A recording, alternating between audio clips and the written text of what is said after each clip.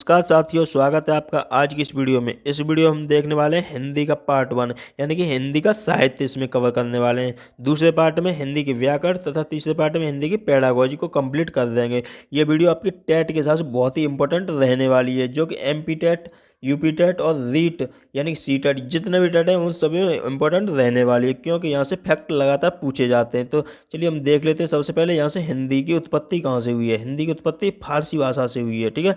और हिंदी की जननी किसे कहा जाता है? हिंदी की जननी संस्कृत को कहा जाता है, ठीक है।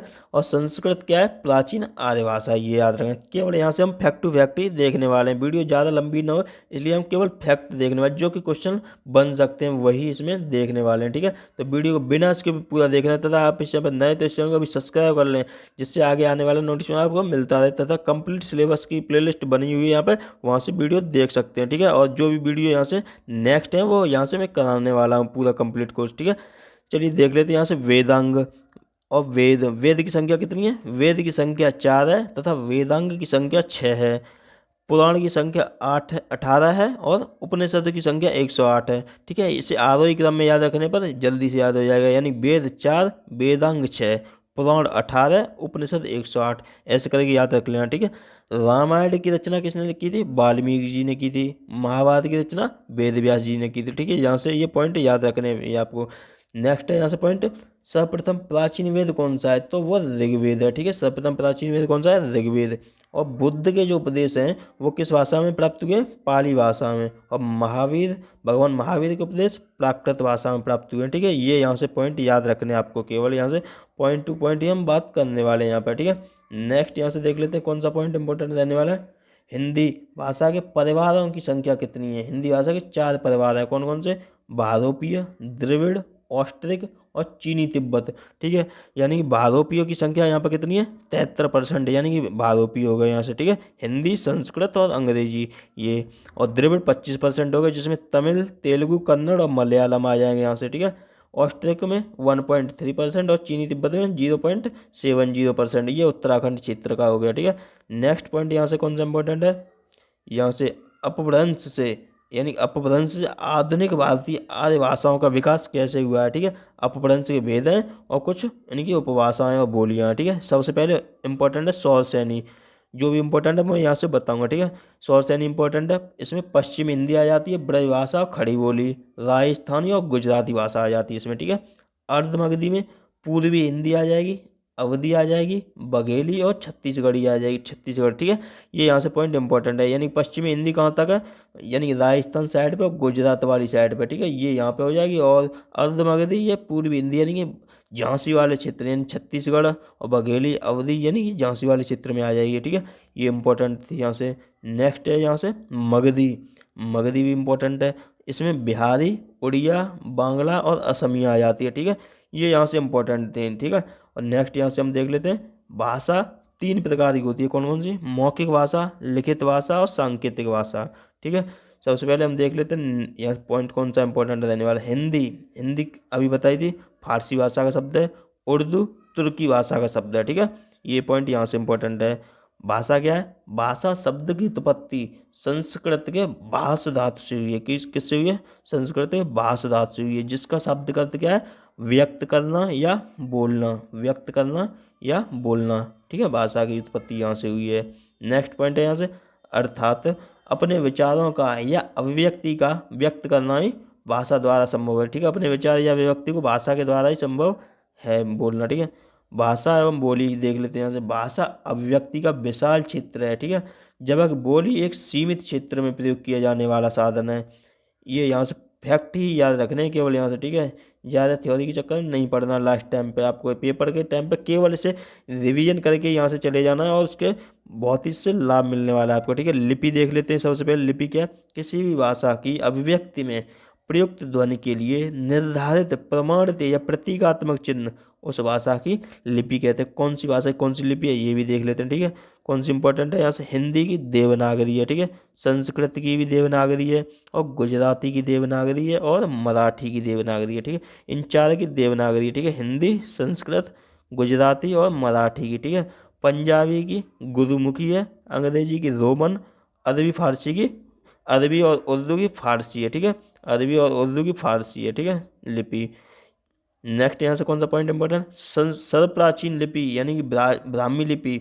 सर्वप्राचीन कौन सी है, यानी प्राचीन देवनागरी लिपि है, जो कि बाएं से दाएं की ओर लिखी जाती है, ठीक है। और दाएं से बाएं कौन सी लिखी जाती है, वह खरोष्टी लिपि। खरोष्टी लिपि जो कि फारसी है, ठीक है। ये दाएं से बाएं लिखी जाती है, द्वितीय प्राचीन हो गई। पहली प्राचीन देवनागरी, द्वितीय प्राचीन खरोष्टी लिपि हो गई, ठीक है। देवों की नगरी किसे कहा जाता है, काशी को कहा जाता है। दृष्टिबाधित लोगों के लिए कौन सी लिपि यूज की जाती है, लुईस ब्रेल लिपि, यानी कि ब्रेल लिपि की जाती है, जो कि लुईस ब्रेल ने दी थी, ठीक है। कोड़ा और नैनुआ ये कहाँ की भाषाएं, ये इलाहाबाद में बोली जाती हैं, ठीक है। नेक्स्ट पॉइंट यहाँ से देख लीजिए, सबसे पहले भाषा। भाषा क्या, हिंदी, यानी हिंदी की ट्रिक कैसे याद रखनी है ये, कि कौन कौन सी भाषाएं, इसमें 5 उपभाषाएं आ जाती हैं, कौन कौन सी आ जाती हैं, और 5 उपभाषाएं और 18 बोलियां आ जाती हैं। कैसे याद रखना, परी के पूत पहाड़ पर बिहार करें, ठीक है। कैसे याद रखना, पश्चिमी, प से हो गया पश्चिमी, पश्चिमी में कौन सी, पश्चिमी हिंदी में खड़ी बोली, यानी कि बांगड़ू, ब्रजभाषा, कन्नौजी, बुंदेली। और रा से हो गया, परी से, रा से मारवाड़ी, यानी कि राजस्थानी। राजस्थानी मेवाती, हडौती, मालवी ये आ जाते हैं, ठीक है। और इसके बाद पूर्वी, पूर्वी से क्या बनेगा यहाँ से, अवधी, बघेली और छत्तीसगढ़ी, यानी पूर्व साइड की। पहाड़ी में कौन कौन सी आ जाएंगी, गढ़वाली, कुमाऊनी और मंडयाली। बिहारी में मगही, मैथिली और भोजपुरी, ये भाषाएं इसमें मगही में आ जाएंगी, ठीक है। ये 5 उपभाषाएं तथा 18 बोलियां थी इनकी। 5 उपभाषाएं, 18 बोलियां यहाँ से, ठीक है। नेक्स्ट है यहाँ से राष्ट्रभाषा। राष्ट्रभाषा क्या होती है, किसी भी राष्ट्र द्वारा बहुसंख्यक यानी ज़्यादा से संख्या में प्रयोग की जाने वाली जो भाषा है, उसे हम राष्ट्रभाषा कहते हैं, ठीक है। तो यानी कि जो राष्ट्रभाषा क्या कहलाती है, किसी भी यानी देश में ज़्यादातर बोली जाने वाली वो भाषा राष्ट्रभाषा कहलाती है। राजभाषा क्या है, राज का शब्द का अर्थ है सरकार, यानी कि सरकार के द्वारा कामकाज की जो भाषा होती है वो कहलाती है राजभाषा, ठीक है। तो अपनी भारत की राजभाषा क्या है, हिंदी है, ये पॉइंट यहाँ से याद रखना, ठीक है। भारत की राजभाषा क्या है, हिंदी है, ठीक है। ये पॉइंट। अनुच्छेद 343A भाग 17 अध्याय, अध्याय यहाँ से अध्याय दिया गया फर्स्ट में, और अनुच्छेद यानी कि अनुसूची 8वीं, यहाँ से फिर से देख लीजिए। सबसे पहले हिंदी जो है राजभाषा है, ये किसमें लिखा है, अनुच्छेद 343A भाग 17 अध्याय 1 तथा अनुसूची 8वीं में ये बात कही गई है, ठीक है। और ये 14 सितंबर 1949 को अपनाई गई थी, तथा 14 सितंबर को हिंदी दिवस मनाते हैं, इसीलिए हम, ठीक है। हिंदी के बारे में ये इतना हो गया पॉइंट। कुछ महत्वपूर्ण तथ्य देख लेते हैं यहाँ से, कौन कौन से। हिंदी में कुल 5 उपभाषाएं तथा 18 बोलियां हैं, ठीक है। हमारे भारतीय संविधान में 22 भाषाओं का वर्णन मिलता है, ये अनुसूची 8 में है ये बात। कौन कौन सी हैं, यानी सबसे पहले थी 14 भाषाएं थी, ठीक है। मूल संविधान में कितनी भाषाएं थी, 14 थी, ठीक है। 15वीं भाषा सिंधी जोड़ेगी, सिंधी, 15वीं भाषा सिंधी जोड़ेगी। वो कौन से संविधान संशोधन से जोड़ेगी, 21वें संविधान संशोधन से 15वीं भाषा जोड़ेगी। तथा उसके बाद 3 और भाषाएं जोड़ेंगी, कौन कौन सी थी, वो जोड़ी गई थी, ये हो गई 21वें संविधान संशोधन से, और वो आ जाएगी 71वें संविधान संशोधन, 3 भाषाएं जोड़ी गई, ठीक है। तो कितनी होगी यहाँ से, 18 हो गई। कौन कौन सी थी, नमक, ट्रिक से याद रख लेना, नमक, यानी कि नेपाली, मणिपुरी और कोंकणी, ये यहाँ से 71वें संविधान संशोधन 3 जोड़ी गई थी, ठीक है। नेक्स्ट यहाँ से जोड़ी गई थी 92वें में संविधान संशोधन द्वारा 4 जोड़ी गई थी।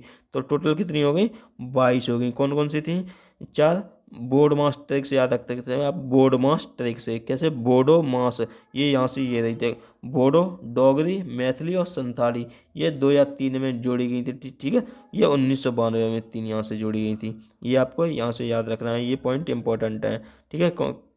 नेक्स्ट है यहाँ से राष्ट्रभाषा। राष्ट्रभाषा भी बता दिया था यहाँ से, ठीक है, वही याद रखना पॉइंट। यहाँ से 14 सितंबर 1949 को हिंदी अपनाई गई थी, और हिंदी शब्द का प्रयोग सबसे पहले अमीर खुसरो ने हिंदवी शब्द का प्रयोग किया था, ठीक है।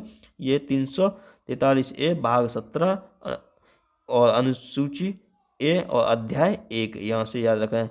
अनुसूची 8वीं है इसकी, और अध्याय 1 हो गया, ठीक है। कुल कितनी है, 22 भाषाएं हैं। और अगर पूछ लिए मूल संविधान कितनी थी, तो 14 थी, ठीक है। हिंदी भाषा का प्रादुर्भाव या आरंभ, ये यहाँ से नहीं है इंपॉर्टेंट, ठीक है, कोई नहीं। यहाँ से नेक्स्ट कौन सा इंपॉर्टेंट रहने वाला है, हिंदी उत्तर भारत के 10 प्रांतों की भाषा है, ठीक है। हिंदी कौन सी है, 10 प्रांतों के भाषा है। हरियाणा जैसे, यानी कि ये पॉइंट यहाँ से देख लेना कौन कौन से हैं, ठीक है। और यहाँ से ये इंपॉर्टेंट रहने वाला, हिंदी में प्रकाशित भारत का पहला समाचार पत्र कौन सा है? उद्दंड मार्तंड। ये मोस्ट इंपॉर्टेंट है क्योंकि हर बार आता है, ठीक है। इसके संस्थापक कौन थे? जुगल किशोर थे। उद्दंड मार्तंड याद रखना है आपको, ये इंपॉर्टेंट है, ठीक है। नेक्स्ट है यहाँ से, प्राचीन आर्य भाषा कहा जाता है, संस्कृत को प्राचीन आर्य भाषा कहा जाता है, ठीक है। नेक्स्ट पॉइंट यहाँ से कौन सा इंपॉर्टेंट है? द्रविड़ परिवार में कौन कौन से आते हैं ये देख लेना, तमिल, तेलुगु, कन्नड़ और मलयालम। ये कहाँ? तमिल कहाँ? तमिलनाडु में, तेलुगु आंध्र प्रदेश में, कन्नड़ कर्नाटक में, मलयालम केरल में बोली जाती है, ठीक है। नेक्स्ट पॉइंट है यहाँ से, हिंदी दिवस अभी बताया था 14 सितंबर को मनाते हैं।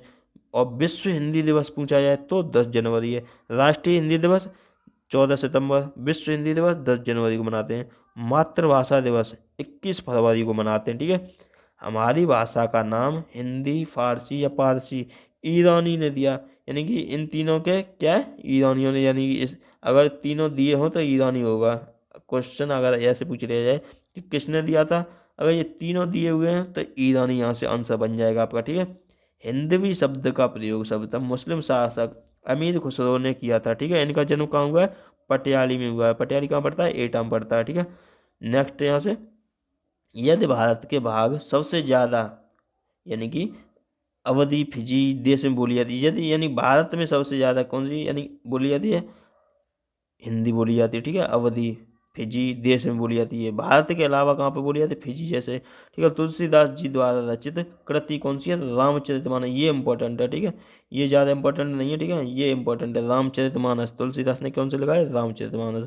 पाणिनि जी द्वारा अष्टाध्यायी में 8 अध्याय पुस्तक लिखी गई, यानी पाणिनि द्वारा कौन सी पुस्तक लिखी गई? अष्टाध्यायी, ठीक है। जिसमें कितने? 8 अध्याय हैं इसमें। मानक हिंदी का मूल आधार खड़ी बोली है। काशी नागरी प्रचारणी सभा की स्थापना शिव कुमार सिंह एवं बाबू श्याम सुंदर दास द्वारा 16 जुलाई 1893 में की गई, काशी में। ये याद नहीं रखना, केवल ये रखना आपको, काशी नागरी प्रचारणी सभा की स्थापना किसने की? शिव कुमार सिंह ने और बाबू श्याम सुंदर दास ने की, ठीक है। यहाँ से ये इंपॉर्टेंट था पॉइंट। नेक्स्ट पॉइंट है, फोर्ट विलियम कॉलेज की स्थापना कब हुई थी? 1801 में कलकत्ता में हुई थी, ये इंपॉर्टेंट है, ठीक है। 1900 से 1920 तक की अवधि को द्विवेदी युग कहा जाता है, ठीक है। इसमें कौन कौन से थे? नगेंद्र युग द्वारा जागरण सुधार काल कहा जाता है। तो आपको केवल इतना याद रखना है कि 1900 से 1920 की जो अवधि है उसे द्विवेदी युग कहा जाता है। और नेक्स्ट पॉइंट यहाँ से, 1850 से 1900 तक की अवधि को भारतेंद्र युग कहा जाता है, यानी कि 1850 से भारतेंद्र युग, उसके बाद 1900 आया, 1900 से 1920 तक द्विवेदी युग हो गया, ठीक है। नेक्स्ट पॉइंट है यहाँ से, फोर्ट विलियम कॉलेज के संस्थापक कौन थे? गवर्नर जनरल बेलेजली थे, ठीक है। गवर्नर जनरल बेलेजली। मोहम्मद गौरी से लेकर अकबर काल तक हिंदी राजभाषा रही है, ठीक है। परंतु बाद में अकबर के शासन में मंत्री टोडरमल द्वारा फारसी भाषा को राजभाषा बनाया गया, यानी मोहम्मद गौरी और अकबर ने तो हिंदी भाषा रखी थी राजभाषा, लेकिन उसके बाद में जो उसके टोडरमल था उसने फारसी भाषा को राजभाषा बना दिया। पहली बोली 21वें संविधान संशोधन में पहले बता चुका हूँ, ठीक है। 1967 में सिंधी जोड़ी गई। दूसरी बोली 71वें संविधान संशोधन 1992 में नमक बताई थी, ठीक है, नेपाली मणिपुरी कोंकणी।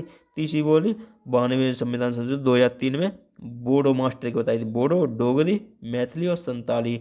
ये यहाँ से थी बताई थी ट्रिक, मैंने याद करने की, ठीक है। ये जोड़ी गई थी। उसके बाद है यहाँ से कौन सा पॉइंट इंपॉर्टेंट रहने वाला है? ये नहीं है, ठीक है। नेक्स्ट यहाँ से देख लेते हैं हम, आधुनिक हिंदी का प्रारंभ अपभ्रंश से, यानी कि ये नहीं है। यानी सबसे ज़्यादा कौन सी बोली बोली जाती है? हिंदी क्षेत्र की बोलियों सबसे ज़्यादा भोजपुरी बोली जाती है, ठीक है। ये याद रखना है। साहित्य की दृष्टि से हिंदी भाषा सर्वाधिक भाषा प्रयोग किसमें हुआ? ब्रज भाषा का होता है। साहित्य की दृष्टि से हिंदी भाषा में सर्वाधिक प्रयोग ब्रज भाषा का होता है, ये याद रखना है, ठीक है। अशोक के समय राजकाज की भाषा कौन सी थी? पाली भाषा थी। जनसंख्या की दृष्टि से सर्वाधिक बोली जाने वाली भाषाओं में हिंदी को तीसरा स्थान प्राप्त है, यानी पूरे विश्व में अगर देखा जाए तो हिंदी को तीसरा स्थान प्राप्त है। विश्व में सर्वाधिक बोली जाने वाली भाषा में हिंदी को भारत को चौथा स्थान है, ठीक है। विश्व में सर्वाधिक बोली जाने वाली भाषाओं में हिंदी को चौथा स्थान मिला है, ठीक है। चौथा स्थान यानी कि मिला है भारत में, विश्व में अगर पूछा जाए तो यहाँ से, ठीक है। भारत में भारत को चौथा स्थान हो गया। उसके बाद नेक्स्ट पॉइंट है, साहित्य के अपभ्रंश को पुरानी हिंदी आचार्य रामचंद्र शुक्ल ने कहा था। कचहरियों में हिंदी प्रवेश आंदोलन का मुख्य पत्र भारत पत्र को कहा जाता है। ठीक है, भारत पत्र को कहा जाता है। ये इतने यहाँ से इंपॉर्टेंट पॉइंट थे। ठीक है, नेक्स्ट जो व्याकरण जो है वो हम नेक्स्ट वीडियो में करने वाले हैं। ठीक है, क्योंकि वीडियो ज़्यादा लंबी ना हो पाए इसलिए इस वीडियो को यहीं तक रखते हैं। तो आप इस चैनल को भी सब्सक्राइब कर लें तथा इस बेल आइकन को प्रेस कर लें और टेलीग्राम की लिंक डिस्क्रिप्शन दी है, वहाँ से टेलीग्राम ज्वाइन कर लें। Thank you friends and have a nice day.